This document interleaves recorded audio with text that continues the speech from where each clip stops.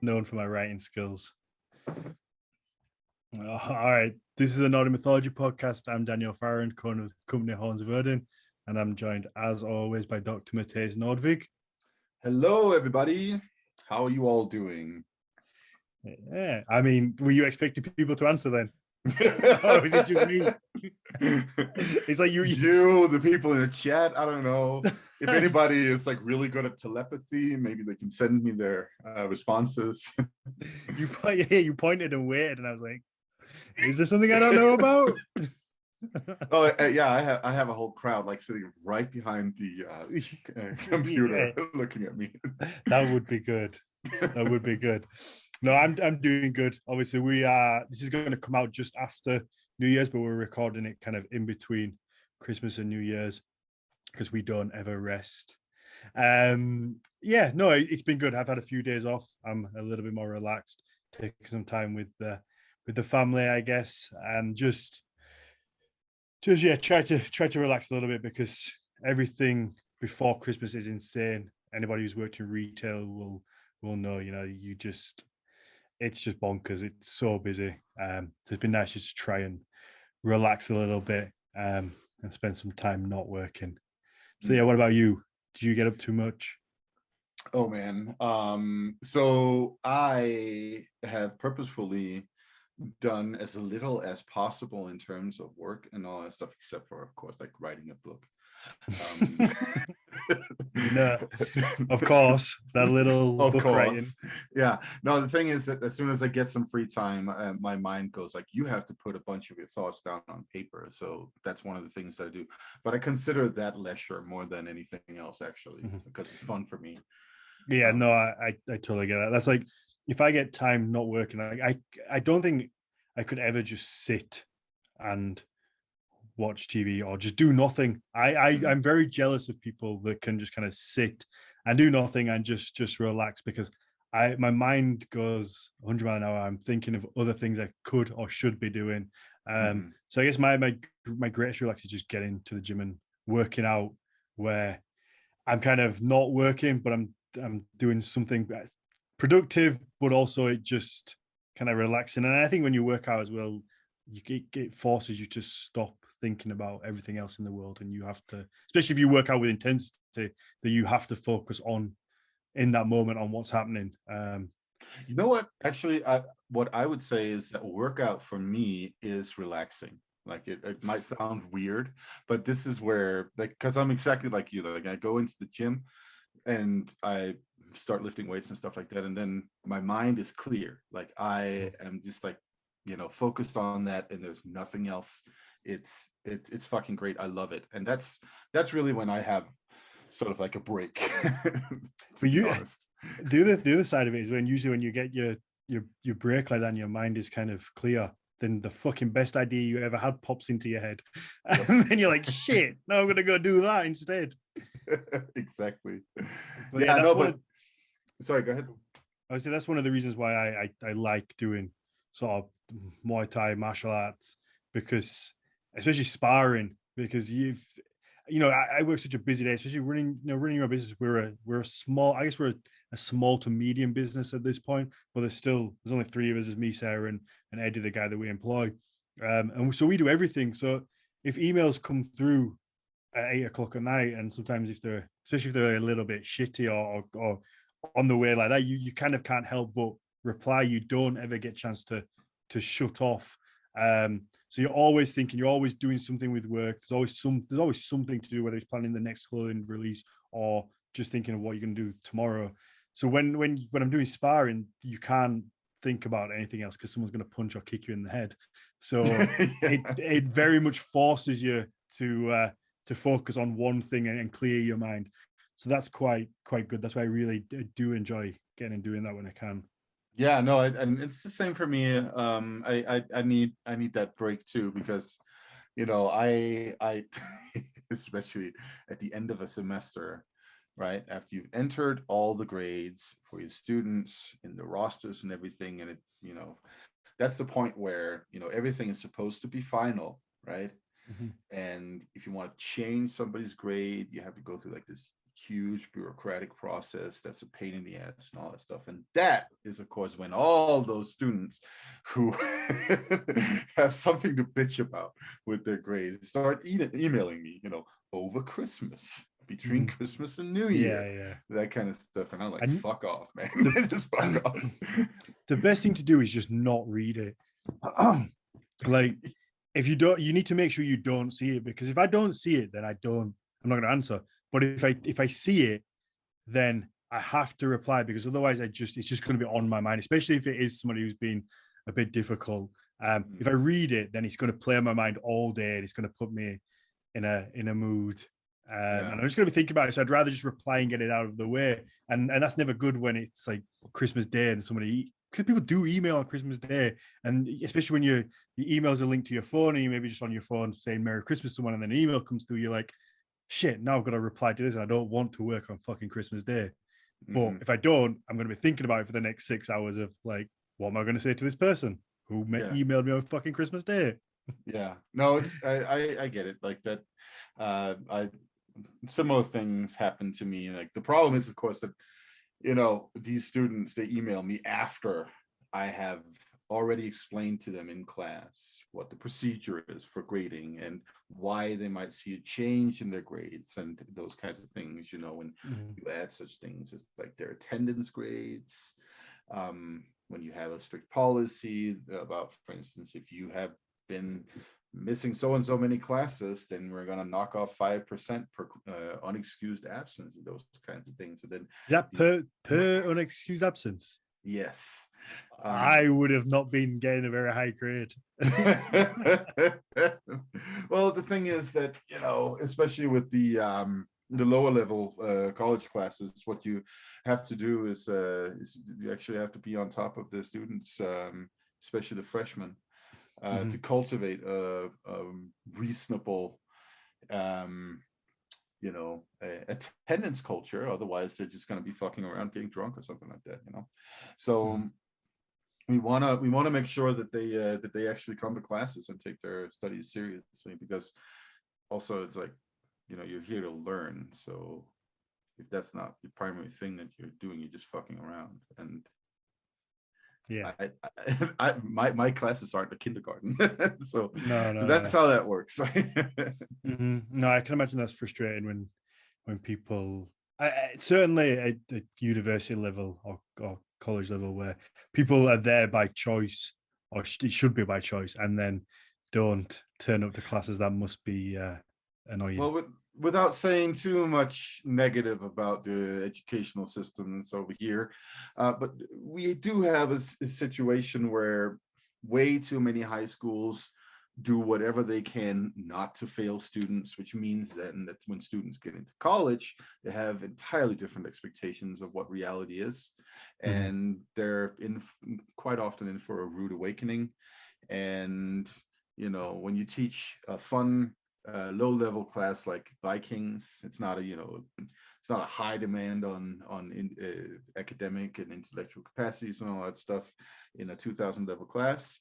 You get a lot of young students, and that's when it then becomes your problem to educate them about things like consequences and responsibility and all that stuff. And it's a pain in the ass, but somebody's got to do it, I guess. Don't you ever put your class down like that ever again, Matthias. It's the most important class. It is the most important class, but it's an introductory class, right?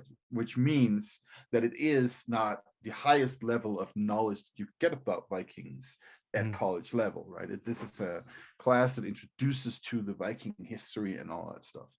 And I had a whole different question that I wanted to ask for this episode, because obviously this episode is kind of us just bringing topics, but that's got me really intrigued, and I don't know how long we're going to spend on this now, because what is an entry level class on Vikings in like at college level? Like what's kind of like that level knowledge? Does that make sense? Like, yeah, absolutely. How deep do you go at that kind of introductory?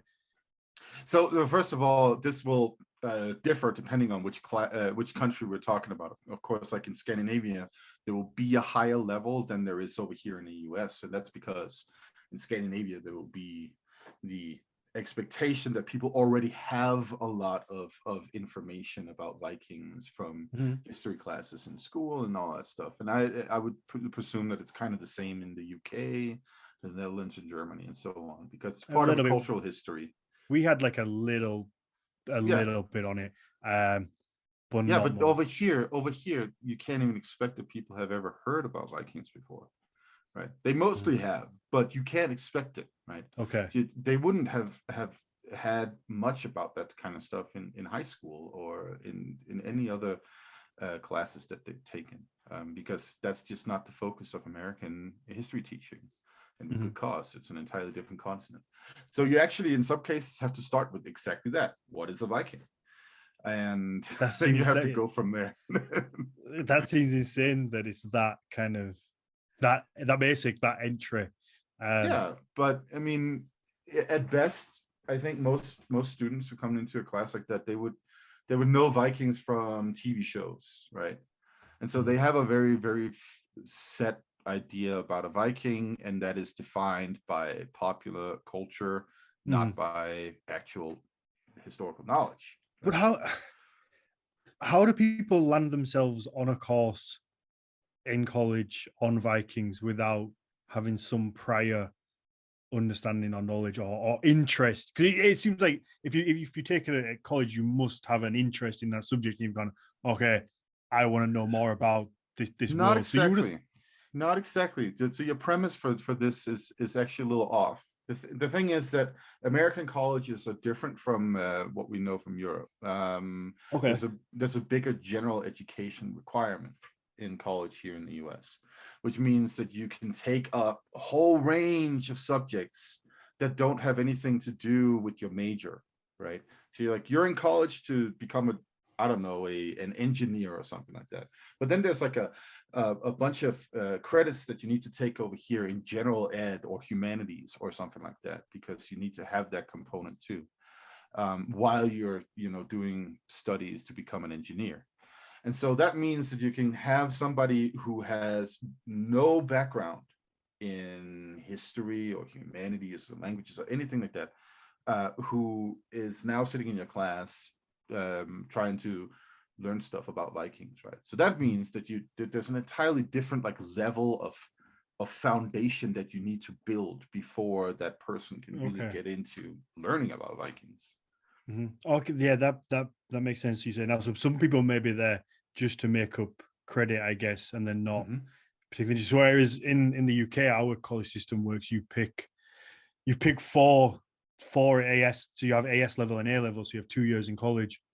In the AS level, you pick 4 subjects, and they are things that you're interested in. They're things that you want to learn more about, and then hopefully that's going to step you on to study one of them at university. So when I went to college, I did law, politics, medieval history, and psychology. So for that I did AS level, and then I dropped psychology and did the other 3 at A level. And got my I got my A levels, so I'm not that much of a dumbass. I've just forgotten most of it. I decided not to go to university, but that's kind of how I understood college: is that you picked subjects that you liked and you wanted to do. So you would have some understanding. It wouldn't be a case of you just take one because you had to. Yeah, no, I mean, so this is an interesting subject in and of itself, like how these different school systems organize all this. Like for me, for instance, when I was in high school, that was when I had to start specializing. Like back when they've changed a little bit in Denmark now. They're like different paths you take in high school.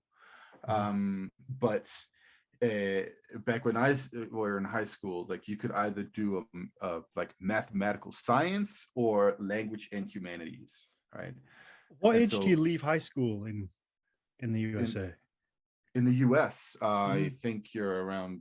Yeah, I think my college students, the youngest ones, are usually 18. So that's how that works there. Okay, see that? Yeah, that's again really weird to me. I think we leave high school. I think you can be 16, 15, 16.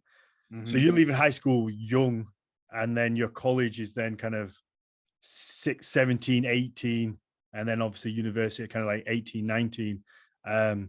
So it's a lot younger when you can't really compare college to college, I guess. No, that's the thing. I mean, like you know, in the US, high school is 4 years, right? In Denmark, it's 3 years, and yeah, you just do different things. You learn different different things, right?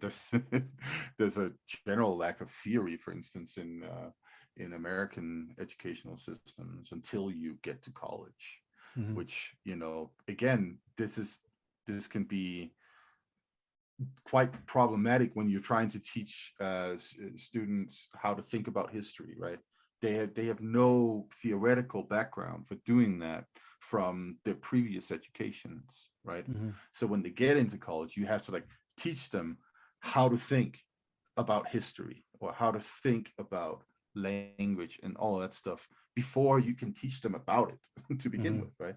But you know, when I went to high school, you know, theory hit you right in the face in the first year, and that's when you're like, okay, so now we're starting to learn about, you know, how we think about history and how do we even deal with a subject like that, right?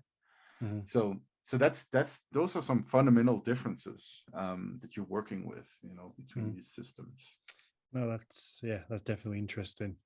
Okay, let's get on to kind of what I have a two-part question or topics for today. The first one is obviously this comes out just after New Year.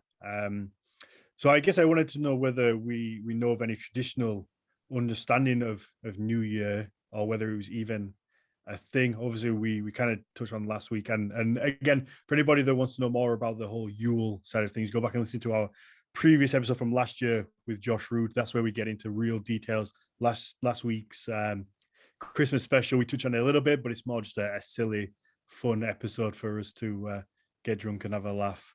But yeah, so I wanted to know whether there is any kind of New Year. And then also I read something on Facebook, that trusty old place Facebook where I get all my news from.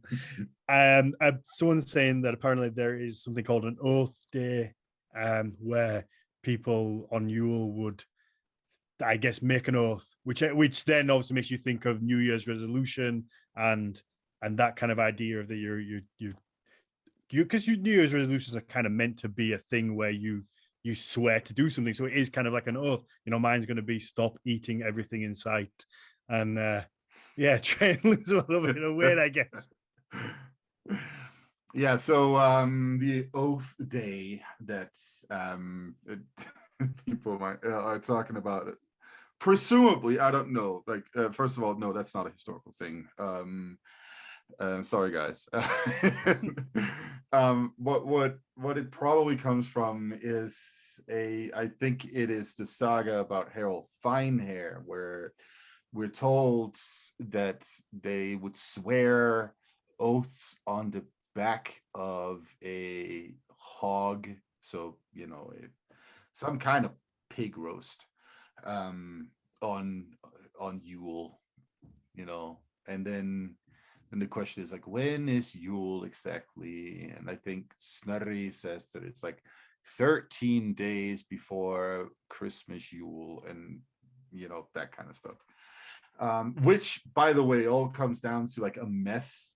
Speaking of New Year, a mess of calendrical nonsense, right? Because we touched upon this before, but back then in the medieval period, they had a different calendar. They were using a different calendar. This of course makes it difficult to calibrate the dates that they mention. Like usually they're a bit behind time-wise compared to our current calendar, right? So that's an issue that we're dealing with too. Now, okay, so did they swear oaths? Yeah, probably. They swore oaths all the fucking time, right? That's a thing that you do for different reasons, right? Yeah, there's a great example of a bunch of drunken Vikings swearing a bunch of oaths about how they're going to kill their neighbors in Jomsvikinga saga, and then it turns into a giant ass battle where everybody gets killed, right? Because they swore drunken oaths at a Christmas party, I think it was. I've saw some drunken oaths before. Right, haven't we all? Like that's the thing that you do when you had a couple of kegs of beer.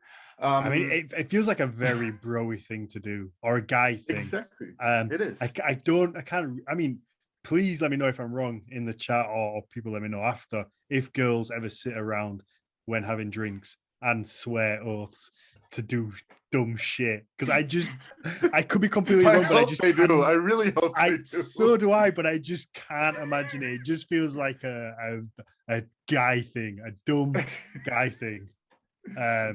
Because we've all done it. We've all been drunk and like just cuddle each other and said we love each other and we fucking die for each other. I've done it.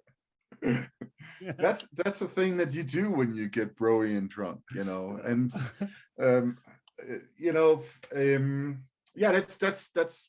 that's part of it, I guess. And these people don't seem to have been that much different in that regard. These male warriors, because that's what they really are, right? So we don't know. And by the way, Dan, I don't know if you've heard through the grapevine that our podcast sometimes is considered a little broy, by the way.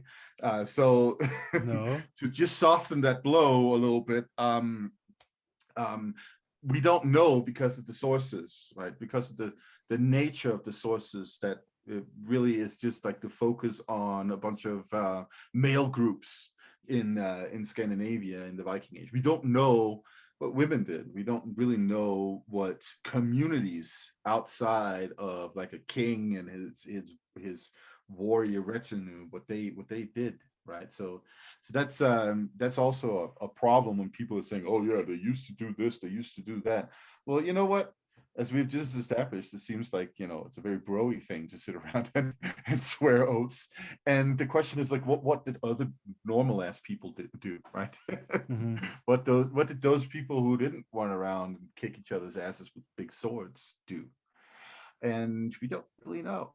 And so when people say, oh yeah, in the Viking Age, they would have a day to swear oaths and all that stuff. And it's like, you always have to ask, of course, like, what is your source? How did you interpret that source? And who the fuck are you talking about in the first place? Right? Mm-hmm. Who said we were broy? I thought we didn't like the bros are true. We're we might make fun of other bros, but we're still bros. I think we are borderline, but I think we tried to keep a nuanced opinion and cover all things. But like you say, most of the sources, most of the saga literature, it's all mainly about guys. So it's kind of like you say, it's kind of hard to. We do try and get things in, we where we can, but it's just most of the information, I guess, is about men. Mm-hmm. And that's kind of, we can't really do much with that because we try to keep. Well, but that's also why the bros like it, right? Because it's a broy literature, right? Mm-hmm. Yeah, yeah, absolutely. That is why there is such a kind of a broy area around it. It's especially, I guess, in popular culture, it's shown as usually men swinging axes and shields and fighting, but also the whole shield maiden thing is still very popular, like very popular. I think brings a lot of women into it, the whole strong female side of things. Absolutely, yeah, and they probably also get a little broy. Yeah, I mean, there's also an aspect of like certain people's opinions, and these, it's not necessarily because we are very broy or anything like that. Sometimes it could also just be because some people pick out those particular examples of us being broy and then cast them as what we're all about, right? Maybe, yeah. I mean, as the podcast grows, we can't please everyone. We've been called some names. We're nearly at 100 episodes. Yeah, we've been called some names in the past. So yeah, we must be doing something right. So yeah, so is there a New Year's Day, I think, is an interesting one. Like, is there a point where they go, okay, that calendar's done, this calendar's in, let's have a big party, like we do? Well, yeah, as we established when we talked about this last time, right? There's a this is the time where it seems like the also before Christianity that they would say now the new year starts at some point. Whether that happens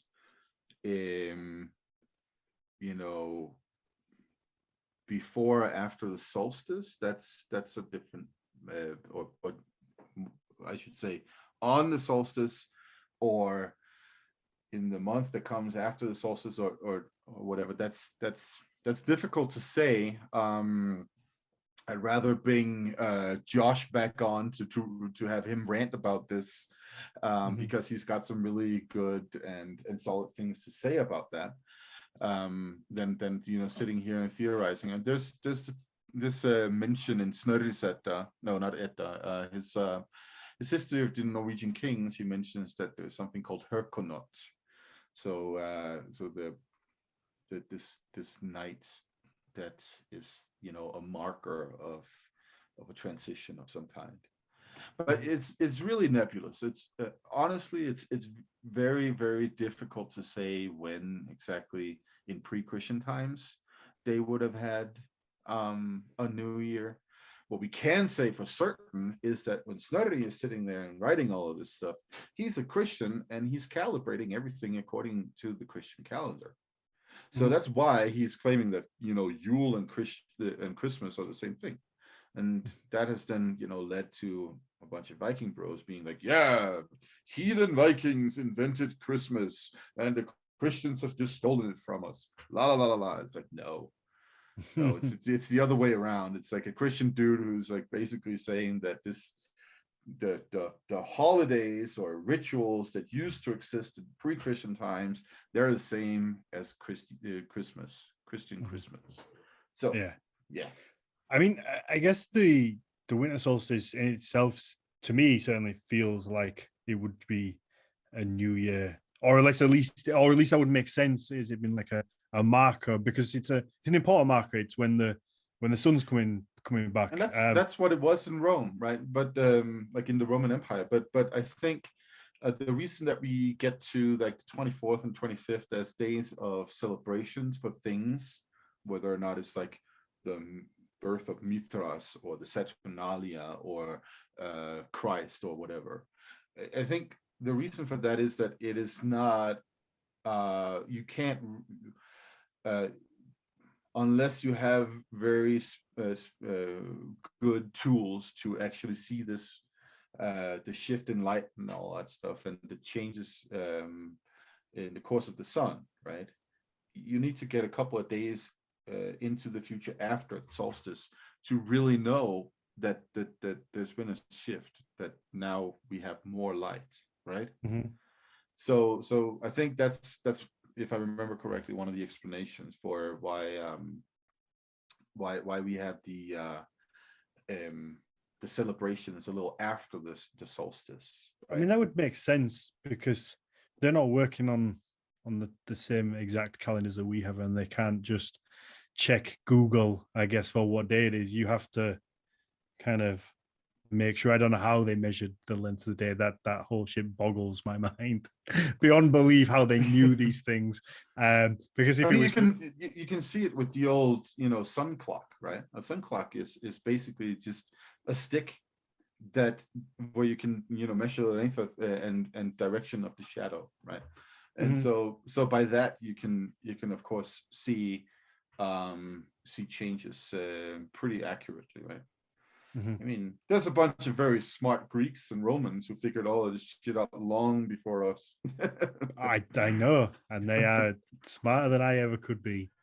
No, so but it would make sense that I assume the change day to day isn't going to be that great, but over the span of maybe 3, 4, 5 days, you're then going to get a good pattern that the sun shifted and it's going in the other way, and then that's when your celebrations would kick in because you now know. There's one aspect of this that we should also keep in mind, and that is, of course, that Rome and the Mediterranean are closer to the equator, and therefore the light will also be different. Whereas, like, if we're up in Norway and Iceland and so on, then we have a much harder time, perhaps, in actually seeing these changes, because you have darkness for so much longer, right? There is no sun. There is no sun. It's like, in the deep winter, it's like a as if it's just like perpetual dawn, kind of situation up there in the Arctic. So yeah, if you even see the sun, because then you also have cloud covers and that kind of stuff. Perfect. Okay, so that answers that. There's no Oath Day. There's no particular Oath Day. There is like a story about, as if I remember correctly, it is Snorri Sturluson's history about Harald Finehair, that he swears an oath on the back of a hog. It could be Håkon the Good, but I don't think so. I think it's Harald Finehair. So yeah, that's it. Okay. It's not like an Oath Day, and Yeah. like this is something that everybody did, and then they would have a huge ritual and blah blah blah blah. No, it doesn't look like it. Oh, there we go. Okay, and then on to my second part, my second topic. So we touched on this last week a little bit, and I wanted to maybe go a little bit deeper and clear some stuff up, and that's it's kind of just all surrounding the whole idea of rune magic.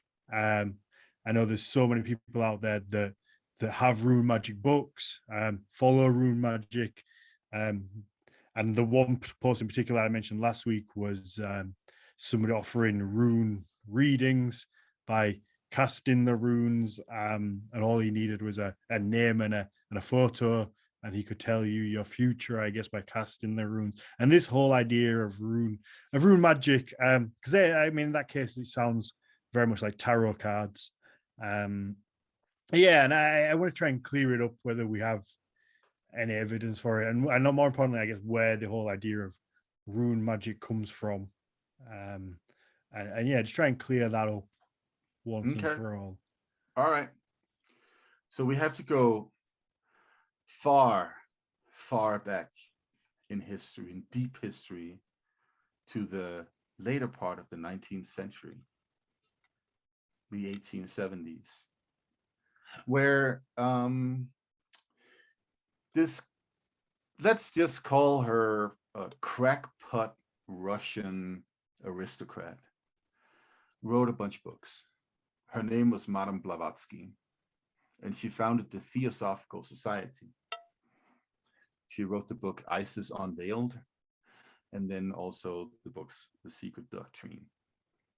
And it's a bunch of jumbled racist mumbo jumbo, where she's basically claiming that you can source the energy from the universe and blah blah blah blah. This is like highly influenced by the popularization of such things as electricity, right? This is where it all comes from, these ideas of energies.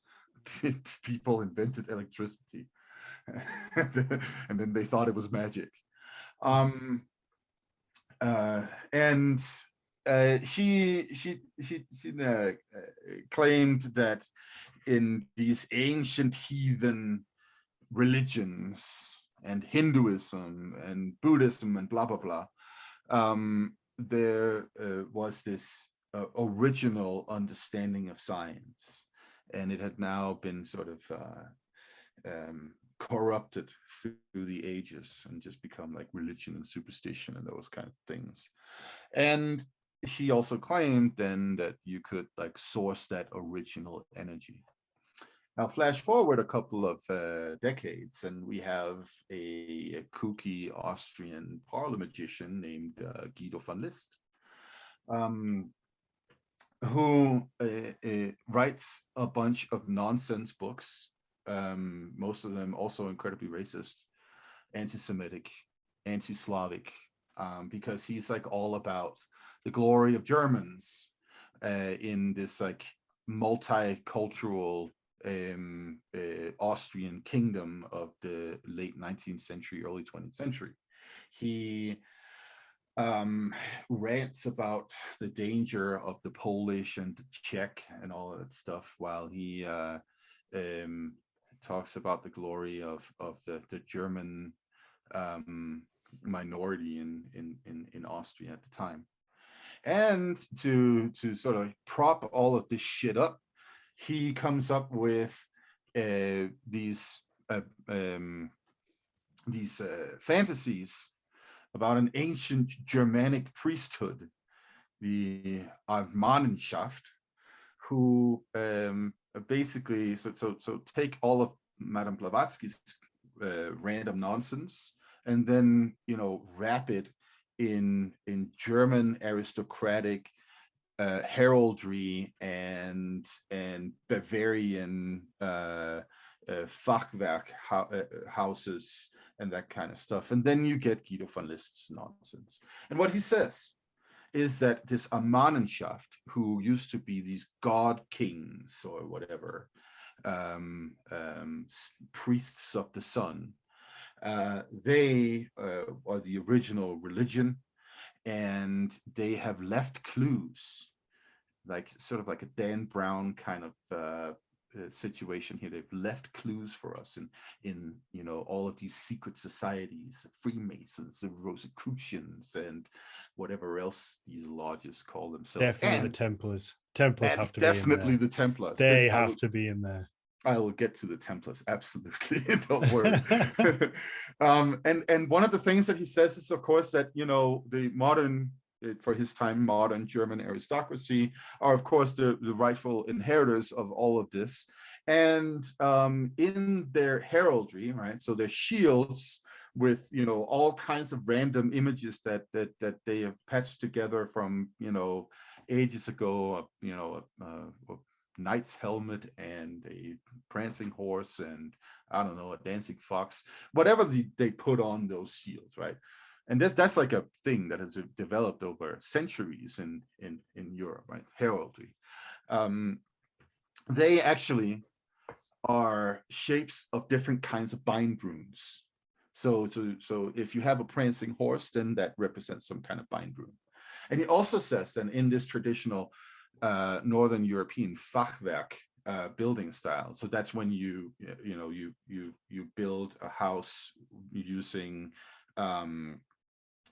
wooden posts that then encase bricks, right? And that's what you get those like nice little country houses that we know from all over Northern Europe, right? Mm-hmm.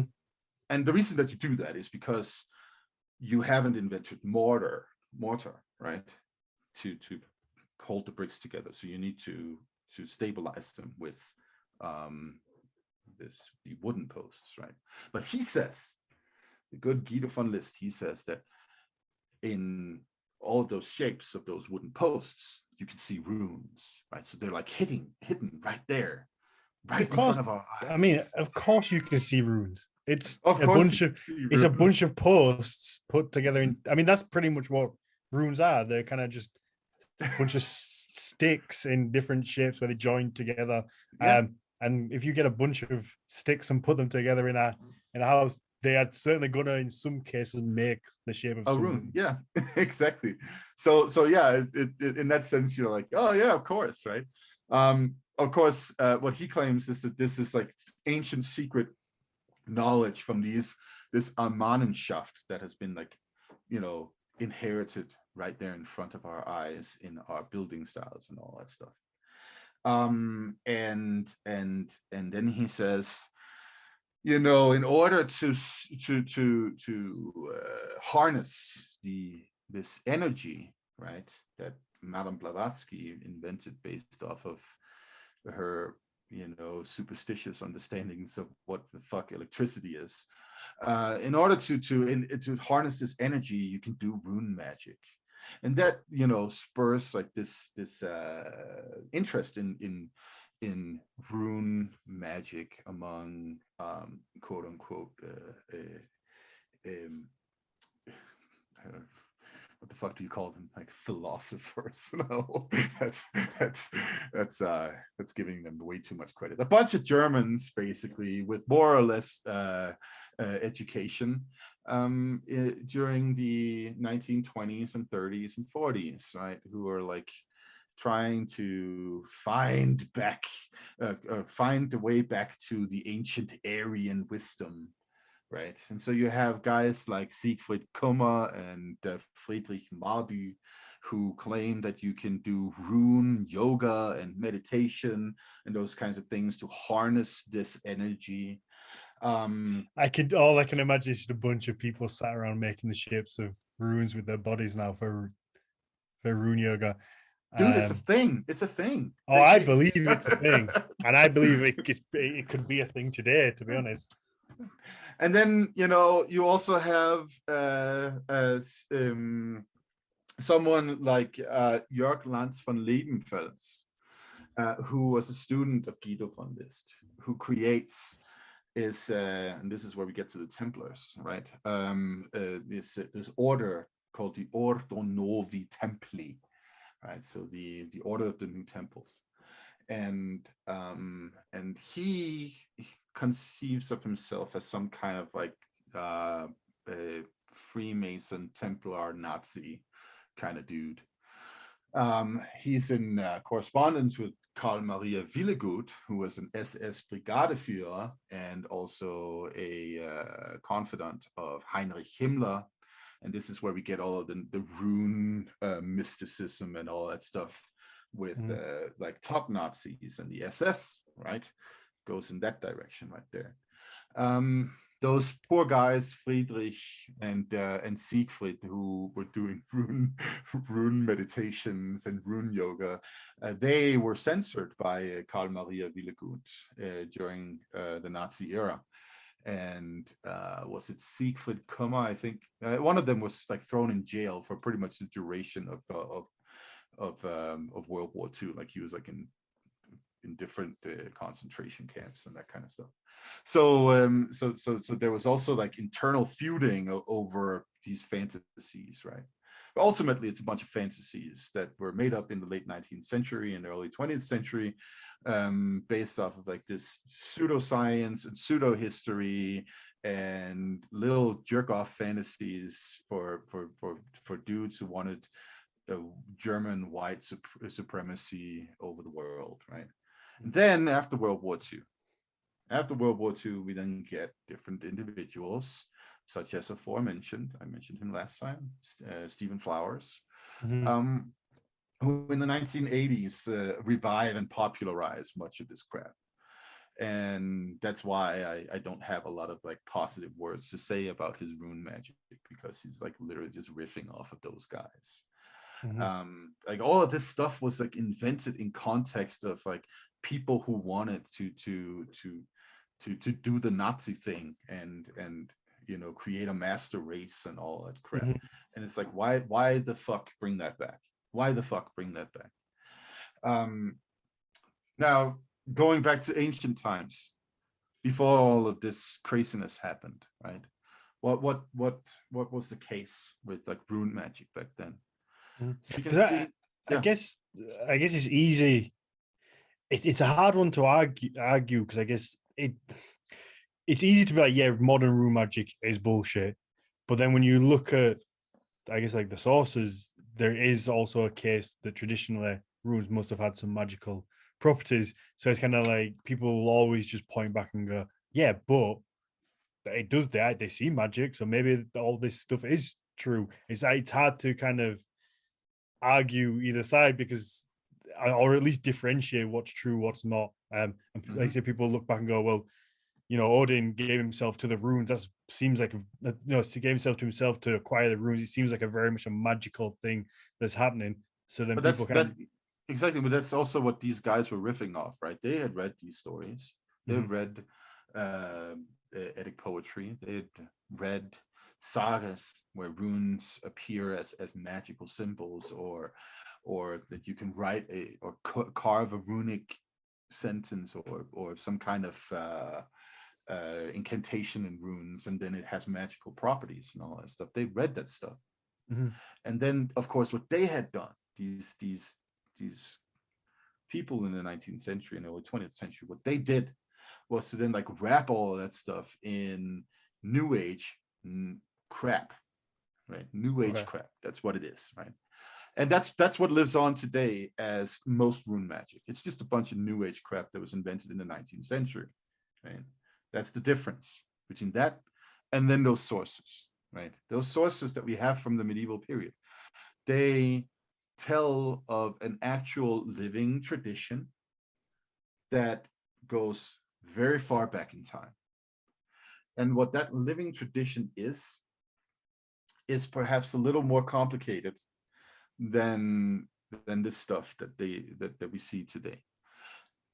If we look at Europe in general, like just broadly in the European continent, there are many, many magical traditions with many different ideas of how you get to a point. So most magical traditions have either the purpose of seeing into the future or changing something in the future, right? Mm-hmm. That's usually what we want to achieve by magic, right? And that's then, what I would want to achieve by magic. Right, exactly. Like it makes perfect sense. And then and to be invisible, because 16-year-old Dan always wanted to be invisible. Of course. Or Bernard, I don't know. This might be off topic. I don't know if you have Bernard's Watch, but that was there used to be a program called Bernard's Watch, and he had this little, like the old pocket watches, and if you clicked it, it stopped time for everybody in the world apart from him, and so he could just get up to all sorts of mischief. And to a 16-year-old, 15-year-old boy, like that was the best thing ever. It's like I could do whatever. Awesome, I could do what I wanted with this. Like I could just freeze everybody. I can like fuck about with stuff, make it look like stuff's going on, and then just start time again. So that might be one of the things I would do with magic as well. Mm-hmm. I would too, man. And those were the things that people were up to back then as well, and change the disposition of somebody they were in love with, right? That's also a very, very standard thing. Okay, so what we can see is like broadly in the European realm, we find different methods that people use to try to achieve these things. For divination, right? We have the very widespread Roman practice of haruspicy, right? Where you look in the organs of sacrificed animals to see what the future holds, right? Mm-hmm. You have different kinds of like transcendental or quote unquote shamanic rituals where you have some kind of ritual and the soul leaves the body and goes somewhere else and then finds out knowledge. I assume there's a lot with fire as well. Because fire is anybody who's been around fire, there is something very hypnotic about it. Wherever that comes from, I don't know, but you just can't help but stare at fire, or at least that might be a modern thing, because keep in mind back then people have fires going all the time. Like I think nowadays we tend to put a little more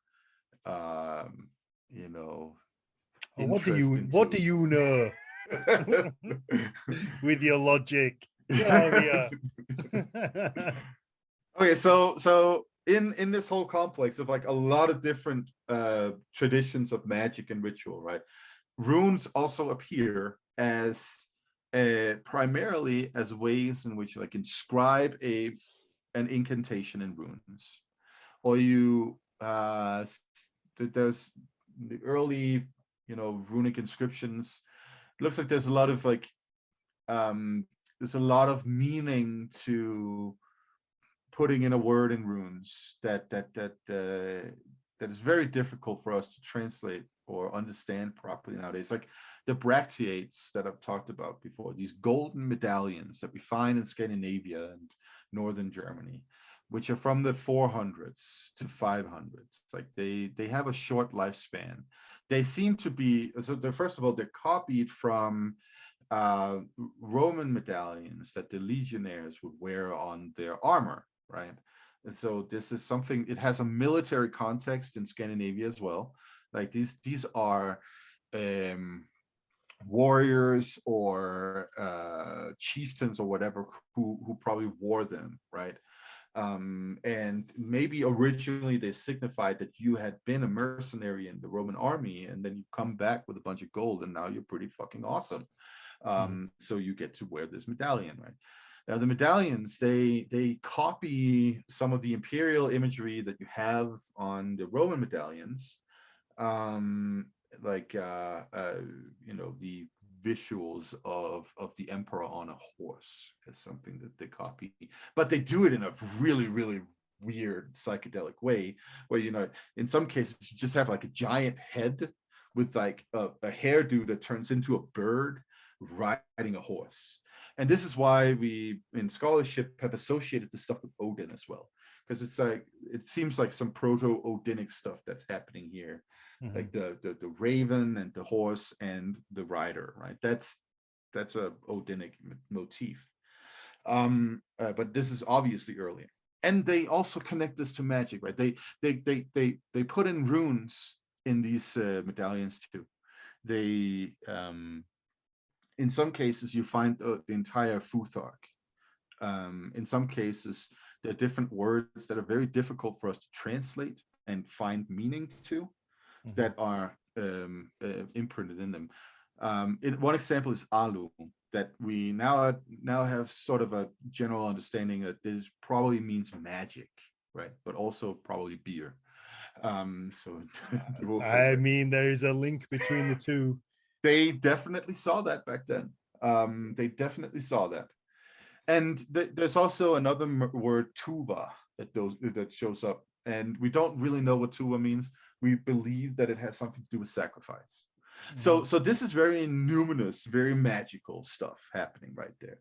The runes are an important component to this, and this is probably also why we then have later texts that tell us that Odin, received the runes in this ritual where he picks them up from the depths of the underworld or whatever is happening, as he has sacrificed himself to himself, right? This all goes back to that culture of numinous rulership, like magical chieftains or kings or whatever they are. They definitely perceived themselves as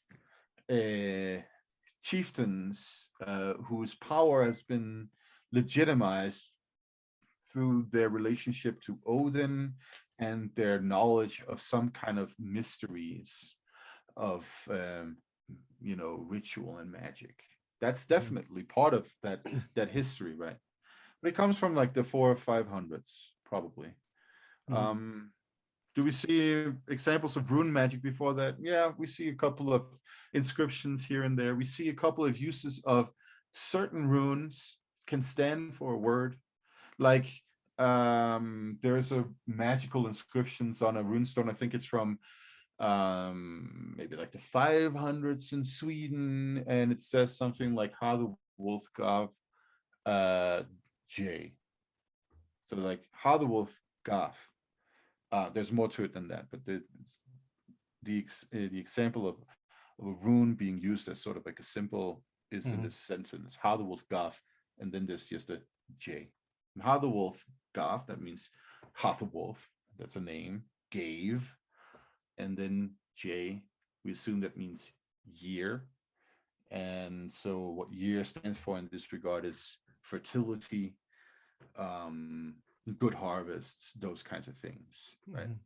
We know this from later texts that tells us that there's a incantation in Old Norse, for instance, that is supposed to give us a year of plenitude and fertility, and then that's the til arsok frider, like for good year, or for year and peace, right? And year in this regard means good, plentiful, fertile year. So that probably has something to do with that ancient inscription where Hardewolf through sacrifices, did the same thing, gave a good year, right? Okay. So that doesn't seem like that inscription is magical. It feels like that inscription is saying they did something magical and now we're writing it down. yeah, but what we it's have, like it's like they're not expecting magic from that inscription. Does that make sense? Like you're not writing that and then expecting that's going to be the magic. It's the we did a sacrifice and then something magical happened, and then now we're going to record it or write it down to commemorate it. I think you could be right about that, but you could also see it as a situation of like this happened. We're recording this ritual situation with certain significance in runes to make sure it happens again. Like that, there could be that component to it as well. And keep in mind that in this time period, runes or rune monuments don't seem to have been that common. They definitely seem to have been much more linked to something that had like a magical, ritualistic, numinous context. It's only later that runes become, this like, it's the same thing with books, right? Back in the day, in the medieval period, books was something that, priests had. And nowadays, everybody's got a fucking book somewhere, right? And everybody can read and write and all that stuff. And it seems to be the same development with the runes. Like you have a small group of people in the 500s in Scandinavia who know runes and very much use them in magical religious contexts in different ways. And then later on, it becomes very popularized and common. Of course, the only caveat to this is that we also see like random warriors scribbling their names on combs and spears and that kind of stuff in before the 500s. But again, that could be something that is relegated only to warriors. That might not have been the general population who did that kind of stuff. It could have been initiated warriors. Who the fuck knows? Point is though, with that runic inscription, we do get a situation where we have a single rune that stands for an entire word, and therefore also sort of like a universe of knowledge and understanding, right? Yera, right? The J rune stands for Yera, which means year. And that with that word comes a bunch of connotations. And we do see that usage of runes in that time period with other runes as well. And then, of course, flash forward to 700 something when the Rökstone was carved in Sweden. What we see there is some kind of runic code inscription, because we have these rune crosses at the top. They're like X's with little prongs on them, and those X's with prongs on them, they stand for different words. So there you have another way of like using runes and some kind of like coding and symbolism. And you get other types too. I think we spoke about them with Martin Findell. We probably did, yeah. I think so. So if people want to know more about those, because I'd never heard of runes kind of like that. I mean, I'd seen kind of the generic ones that you see that people on like say again on Facebook and the memes, like ones that stand for love and this and that, and where it's like a cross with a couple of arms sticking out. I guess I don't know if that's the right word, but you know what I mean, like making other runes on each kind of part of the cross. But I didn't realize that those were actually a real thing. Maybe the memes aren't right for the meanings, but the actual creating a rune shaped like that were real. So if people want to know more, then just listen to the Martin Findell episode. Yeah. So the theory behind it is that you make that X, right, and then you make little prongs on the arms of the X, and they stand for the number that the particular rune that you want to write has in the Futhark row, right?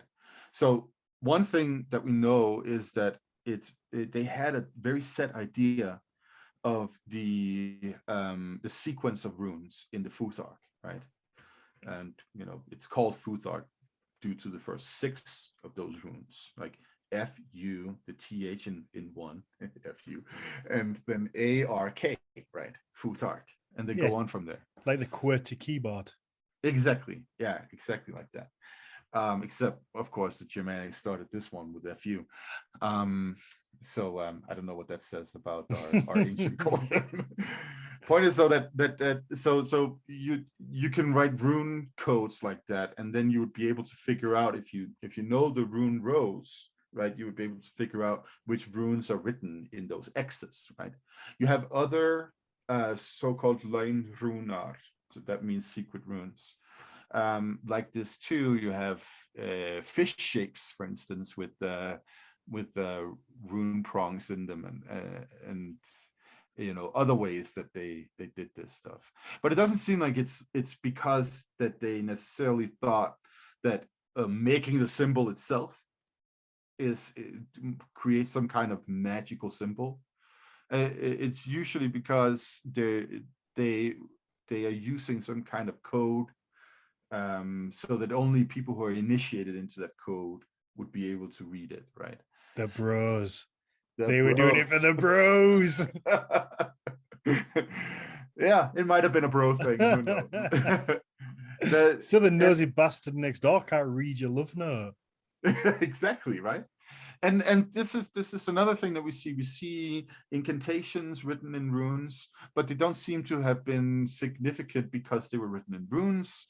They seem to have been significant because they were incantations, right? If you go to this like vast source material that we have from Bergen in Norway, that I would encourage anybody to go to take a look at the Brøcken Museum in Bergen, we have all of these inscriptions in runes, where people have been sending each other messages about runes, or not about runes, so about all kinds of things in runes, right? Everything from "you're a dick" to "I'm in love with you" or "bring back toast," that kind of stuff, right? And then, of course, also magic. You could have sent all 3 of those to me at some point during this podcast. Probably. I'm gonna kind of jump in and wrap this little bit up, because I really want to get to your topic, because I think it's going to be a lot of people are going to like it, and it's important. So to kind of summarize, it seems as though modern rune magic is bullshit, but runes were used for some kind of magic traditionally, but for the most part, it seems like they were used to write down the spell or the words, rather than tossing the runes and it being kind of a rune reading in a tarot style fashion where you can tell somebody's future from it. The only thing with that idea of tossing the runes, right, is that we have Tacitus back in 98 AD approximately, saying that there are Germanic peoples who do divination by tossing these notai, right? That's the word he used, notai. That means inscriptions, right? Why have you got to make? I wrapped you up nice and neatly there, and now why have you got to do this? It's complicated, man. It's complicated. Every time, man. The point is that we have no way of knowing that has anything to do with runes. We don't know any other context for it at all. But modern rune magicians, people writing these books on rune magic, they claim that that's the same thing, right? And it's the only historical example we have of it. We don't see anything in the Viking Age. We don't see anything in the medieval period that is like that. No, it's wonderful. I mean, it's like everything. We've said it before, that there's so much open for interpretation in this whole thing, that it's beautiful and it's annoying in the same time, because we can't pinpoint what everything is, but it also allows people to put their own spin on things. But I wanted to bring it up, this up in particular, just so people who do believe in the rune magic side of things, nobody's going to tell you not to. You believe in what you want to believe, but at least understand where that comes from and the roots that comes from, and hopefully then you can separate fact from fiction and take it away from some of the maybe the more sinister side. Well, that's the thing, man. I mean, I do rune magic. I believe in it. I have rune inscriptions all over my hands and that kind of stuff. That's me. That's what I do. But it's a very different thing from this contemporary stuff that you can find in all of those weird books out there. That's it. It's equipping people with the knowledge to be able to know what's real and what's not, because it's so hard. It's so hard to. There's so much out there, and as you've just proven over the last 20 minutes, that it all still ties in together, because those people, Guido von List was still using original material to come up with these crackpot ideas. So it's so hard to separate the two. So hopefully we can go a little bit. And I will also say this, like, look, there are definitely people out there who are making their own modern systems that are not attached to this stuff, and more power to them. I think that's great that they, if you want to use runes as symbols for something, use runes as symbols for something. That's great. You can definitely do that. Just don't rely on those old Nazis for it. Yeah, perfect. Okay, your topic. We've got a little bit of time left before we wrap up. But you go away. I know you want to. Yeah, so I mean, this kind of ties into it, because we're talking about, well, where do we get our knowledge from, right? And I often get asked, like, what are some good sources to Old Norse mythology or Nordic mythology, whatever you want to call it? And obviously, good save. No, because Old Norse mythology is a legitimate terminology, because it is written in the Old Norse language. So it is legitimate in that regard. There's a distinction here between the different levels of use of words, but that's a different story. What I'm talking about is, of course, what sources should you read if you want to know about the Nordic gods? And the first source is the Poetic Edda. Read the Poetic Edda, or I would like to call it the Eddic poems rather than the Poetic Edda, because there are Eddic poems outside of the Poetic Edda. The Poetic Edda is a modern invention that collects all of the Eddic poems. And the best translation that you can get, if you ask me, is the Poetic Edda by Carolyne Larrington. And you can find that published by the Oxford World Classics. So that's a pretty good translation. It's, no translation is perfect, but this one comes really close to being a very decent translation. And Carolyne Larrington is a professor of this stuff, so you can definitely trust her translation to be somewhat close to the original language.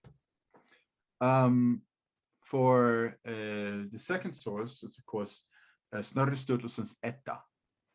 Now, the problem with Snorri Sturluson's Edda is that it is a interpretation of Nordic mythology by a Christian dude in the 13th century, right?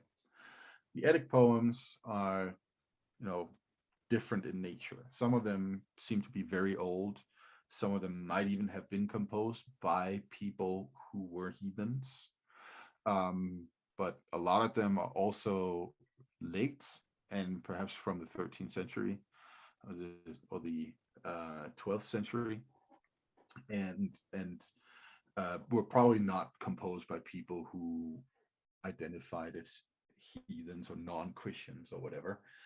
They were probably, people who were Christians and used this stuff for entertainment.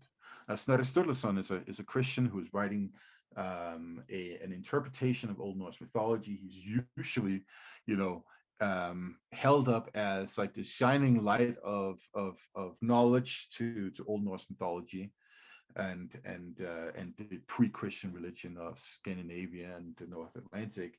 He definitely isn't. He's a guy trying his best to understand what it was, based off of the fact that he believes that a world was created by God and needs to figure out a way to explain why there would be heathen gods in the world if God created the world, right? And his main way of doing that, explaining that, is that, oh, these were originally just historical human beings. This is a theory called euhemerism, which, you know, a lot of Christian scholars used to explain pre-Christian religions, basically just saying, oh, this is a bunch of remarkable historical people that people then started believing in as gods after they had died. And hopefully, like what's going to happen to me, right? we would all like that. The problem with this, though, is that this interpretation and this way of handling the material, right, it seeps into every aspect of what he's writing, which means that when you're reading this, you get a sense that these are humans. You get the idea that these are people that migrated, as he says, from Turkey to Scandinavia to found a religion, right? And so that has implications for how, you know, people understand Nordic mythology today in different ways. And I won't go more into detail of that, but if you want a really good translation of Snorri's Edda, you should get Anthony Faulkes' translation. You can get it from Everyman's Library Publications. That's where you get that. Okay. Last primary source. There's a bunch of other sources out there, but the last primary source that needs to be mentioned is Saxo's History of the Danes. And the best translation in English is Saxo Grammaticus, The History of the Danes, books 1 to 9 by Peter Fisher. Man, that sounds like a lot of books. It is a lot of books. That's probably 1 to 9 is probably more books than I've ever read in my entire life. I mean, it's a compilation of like smaller books, but yeah, you should definitely also get that one. It's a really, really interesting source to compare with the Icelandic material. Like, so, I mean, the Eddic poems, some of them might have been composed in Norway. There's even a theory that the Prophecy of the Seeress, Völuspá, one of the most popular poems, was composed in Northumberland. But they all tie to Iceland, right? All the Eddic poems that we have, they go in the direction of Iceland. That's where we get them from in sources. And Snorri's Edda is, of course, also written in Iceland. Now, Saxo's History of the Danes is written by a Danish historian in the 1100s, so at late 1100s, so right before Snorri is writing. And he has a bunch of stories about the Nordic gods, because just like Snorri, he believed that they were historical beings or humans. And so he casts them as like these more or less tyrannical kings of Scandinavia instead. And it gives us a bunch of stories. Some are very similar to what you find in Snorri's Edda and in Eddic poetry. Others are like the same stories, but incredibly different. Like the story about Baldur's death in Saxo's History of the Danes, completely different from the one that we know about how he's killed and he's innocent and all that stuff. Like Baldur, according to Saxo, was a jerk and kind of needed to die. So that's his version of it. And then you also have stories that we don't find in other sources. So there's a bunch of important material there as well. And if you like want to be a real Nordic mythology buff, you need to get these 3 books and read them in those translations that I have just told you right there. There you go.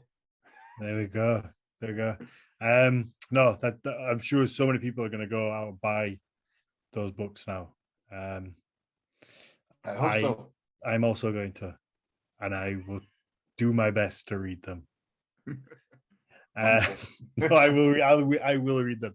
I will read them because, like you say, they are pinnacle kind of books do you have to read? And it's so hard for people to know, because if you search anything on this topic, there's hundreds of books that come up, and you don't know which ones to trust, which ones not to trust, which ones are original, which ones are kind of new interpretations. So at least this gives people kind of 3 solid books to go after and know that they're gonna what they're gonna read is at least accurate in a sense of, or trustworthy, in that sense. The closest we can get to the original stories, right? Mm-hmm. Yeah, definitely go ad fontes, to the sources, and read that stuff instead of Wikipedia. I wish you'd given me a couple of weeks' notice, and then I could have bought all these books and put them on Hans Odin. Then I'd be like, everyone go buy them from me. Do that. So, and by the way, if you want Wikipedia style information that's accurate and not just a, Wikipedia, of course, go get John Lindow's Norse Mythology, which is a good handbook. There's also Rudolf Simek's Dictionary of Northern Mythology. Mm-hmm. Those 2 are really good, lexicons of Nordic mythology that gives you a lot of like tie-ins and all that stuff. Mm-hmm. So if you have those with you while you're reading the other stuff, and you're like, oh, who is this, or what is this like deity mentioned named Hönir? Who is that guy? Well, I'm just gonna look up in Lindow's dictionary and in Rudolf Simek's dictionary, and then you're gonna get a bunch of information, and they're relatively inexpensive. So they're good to have on hand. There you go. Okay, so everybody listening, grab a pen and paper, and Matthias, you're going to read them all back out, because I've already forgot them. So I know the people will have, and they'll be furiously trying to rewind and listen to it again and trying to figure it out. So let's just cover it back anyway. Yes. For the Poetic Edda, get the translation by Carolyne Larrington, and it's published by Oxford University Press. For Snorri's Edda, get Anthony Faulkes' translation, Edda Snorri Sturluson, published by Everyman. And for Saxo's History of the Danes, get Saxo Grammaticus, The History of the Danes, books 1 through 9, by Peter Fisher, is the translator, and it's commented and edited by Hilda Ellis Davidson, who was a very prominent scholar in Old Norse religion and mythology at the University of Austin, Texas. Finally, for good on-hand handbooks that you can look in to look up all the things that the scholars say about all of this stuff, get John Lindow's Norse Mythology and get Rudolf Simek's Dictionary of Northern Mythology. And if you Google those 2, it'll be very easy to find. There you go. There we go. Yeah, let's wrap this one up. This is I guess it's the last one we've recorded of the year. It's going to come out in the kind of the start of the new year. And I guess we should just say thank you for everyone who's been along with us for the journey so far. I think we're finishing our second year, I think, which is insane. Yeah. we're coming up to, I think this is going to be a 96, 97. So we're really getting close to that 100th episode, which is a lot of episodes. That is a lot of episodes. We've been going for a while now. Mm-hmm. It's surprising we're not making more money. It is. No, obviously we do it for the love. We do it for the for sharing knowledge, or at least I do it to try and learn as much as I can from Matthias's massive head. but yeah, I mean, if you do want to support us, because it does take us, this does take quite a few hours out of our week, and we would like to be able to commit more to it, but we just need kind of that last sort of financial backing to get us to the point where we can stop doing other things to then put more time into this and really kind of up the show quality, I guess. Obviously, Matthias, you've got some lovely new headphones there that were paid for by our patrons. And again, it just all this stuff kind of helps us just keep growing, keep getting the show bigger. So if you do want to, Patreon is the best place to do it. It's literally, you can join the Patreon for I think it's $5 is the cheapest one. So it's the price of buying us a cup of coffee a month, which is nothing. It buys us a coffee a month, but when a bunch of people do that, it really does help us kind of keep growing the show, and you get a bunch of cool stuff on there as well. So you're going to get a bonus episode every single week. One episode is going to be story time episode where Jonas Larrington comes on and narrates one of the sagas, and we get to sit and have a laugh and a talk, and they really are good fun and worth the subscription at any level, in my opinion. I mean, Matthias, he does an amazing job. Yeah, so and the other episode, we're going to do a Q&A every week where patrons can come on and ask Matthias pretty much whatever you want, because so many people send us messages asking us to either follow up on something from an episode, which is, it's hard. When we've recorded an episode, it's hard to then follow up on the next episode with answers to the previous episode, because it starts getting muddled up. We're trying to do a new topic on the next episode. So these bonus Q&A episodes are going to be a chance for people to join the Patreon. You're going to get a line to ask Matthias whatever you want from the old episode. Say, look, I heard this. Maybe we didn't clear it up properly. Could you just kind of tweak this? Let me know the details. So we're going to answer them there. And then we're also going to talk maybe a little bit more about our own lives and have a little fun. Just being us.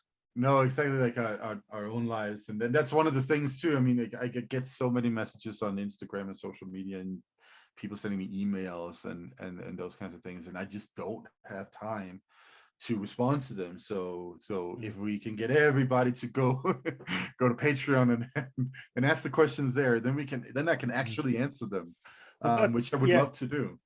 But that's the thing.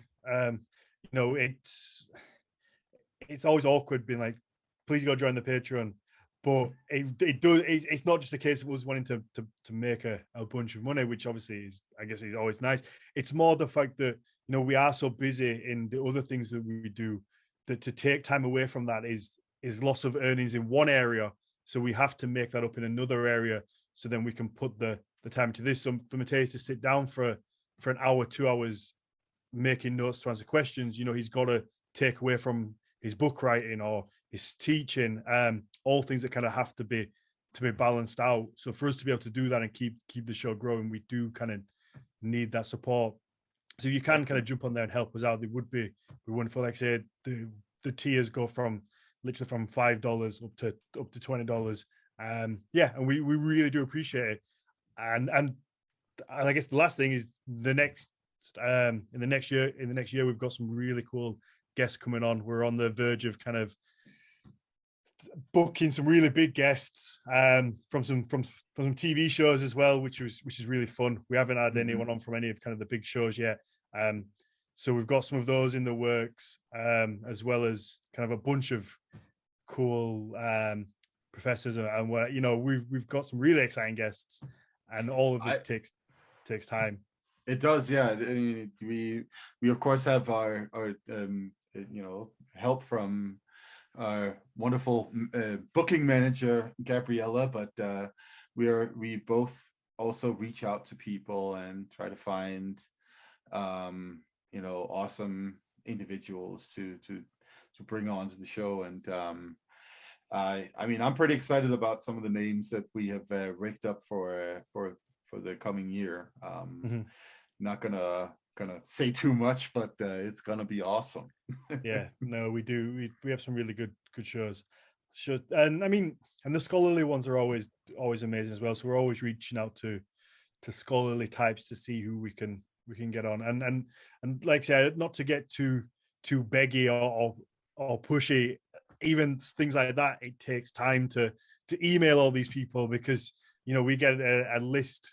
We'll put a question up on Instagram, who do you want to see us get? We'll get 50 names, and it just takes so long to then kind of find, because it's not even a case of that we have the emails available. You have to research to find the emails, where's the best email, which university to send it to, and get it to the right people, and then obviously get a reply, then going back and forwards. It all does unfortunately just take time, something that we both are very sure of, so we have to try and outsource that to somebody else. And obviously we can't expect people to do that stuff for nothing. Exactly, yeah. So there we go. Help us out, please. Mm-hmm. No. Yeah, and again, thank you to everybody who's been with us this year, and people who are still discovering it and sharing it. And even if you can't support us on Patreon, because not everybody can, we completely understand that. But even just sharing the podcast, telling a friend about it, posting it on Facebook into groups. If somebody's asked a question on there and we have the answer in one of the episodes, maybe just post the episode in there. And all that just helps us sharing it, helps us put it in front of new people, and maybe they can help us out. And 5-star ratings on Apple Podcasts. And you're learning all of those places. Yes. Don't forget to give us a good rating if you like the show. If you don't like the show, you don't need to give us a rating. Give us a 5-star one anyway. It helps us out. We're nice people. Yeah, we do our best. No, perfect. YouTube, obviously you get to see our lovely faces. If you don't know already, YouTube channel, Nordvig Mythology Podcast, we put bite-sized clips on there from the episodes, and then we also put full episodes on there. You get them 30 days after the release. The first 30 days go on to Patreon only. But again, so you can see us, you can see the episodes. Sometimes, there'll be things that on the audio only that might not make sense because we'll be describing something in person. So like, yeah, it adds another level to it, being able to see us. Whether that's a good thing or not, I don't know. But yeah, some people do like it. People do like being able to see us when we talk. There we go. For unknown reasons. Yeah, for unknown reasons. But no, that, like I say, that we could talk for a while about all the benefits. The live chat is obviously one. We have an amazing core group of people who come every week and watch the show, support us on Discord. And yeah, we've got a group of really core, I don't like the word fans, but people that like the show, and they'll come in the live chat, and a community is built around that in itself.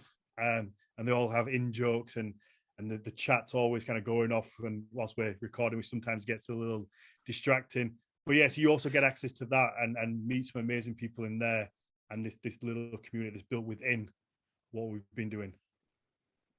And I think that's everyone. I think we've thanked everyone for doing.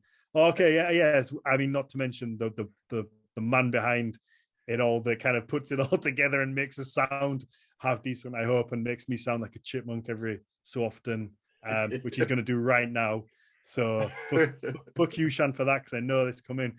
But yeah, we have to say a big thank you for Shan. We've put him under a lot of pressure the last few months because he's been turning episodes around from Tuesday to Thursday, which isn't easy, especially not with us. And he needs to get paid too. That is like, you don't get this stuff for free. The first 10 episodes, no offense to you, but you were editing and putting the episodes together. And I'm pretty bad at editing. But you were figuring it all out and trying to do it. But there's a huge difference in quality from then to what we get now with somebody professional dealing with it. Who, Shan, again, he sits in all the chats. If we need anything pulling up from the internet that we're not sure of, he'll put it in the chat. He'll get sassy with us sometimes if we get something wrong. But he's not just to fuck with us, Yeah. But again, he has to take out hours. It takes hours of a week because, like I say, he sits in on the episodes. He gets the episodes ready before we go live. He sits in on the episodes after.